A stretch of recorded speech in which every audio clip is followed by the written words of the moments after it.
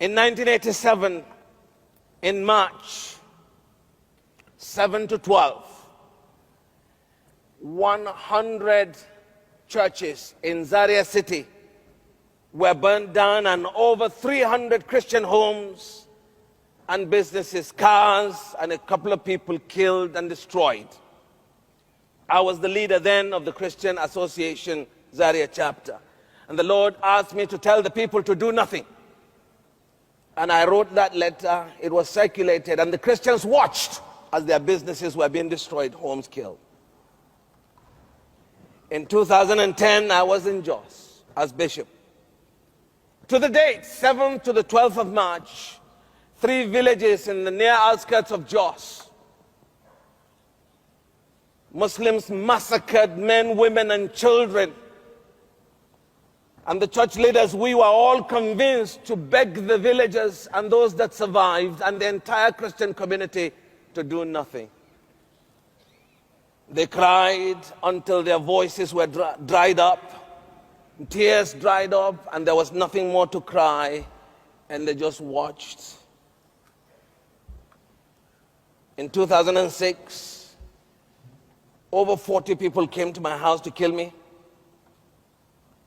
It turned out I postponed my return home, and they met my wife. They did unspeakable things to her, beat her, left her half dead and totally blind.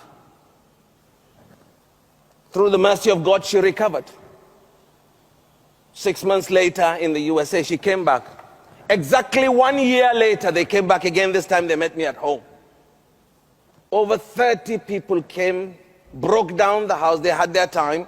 Broke down the back door, came in, and took me out to kill me. They later on changed their minds and said they would kill me in my bedroom. I pleaded with them to pray, and they allowed me to pray. As I prostrated before the Lord, about 2 minutes later, my wife was holding my hands. 5 minutes later, my son came in, and I said, "What are you doing here?" And he said, "Daddy, they've gone." What chased them away, what they saw, what they didn't see, only eternity will reveal. Now, friends, I'm not saying this to play down on those who have died. I've lost a classmate who was a pastor in Kaduna. He was roasted in his church. I've lost colleagues, schoolmates, and brothers and sisters who've been slaughtered for the faith.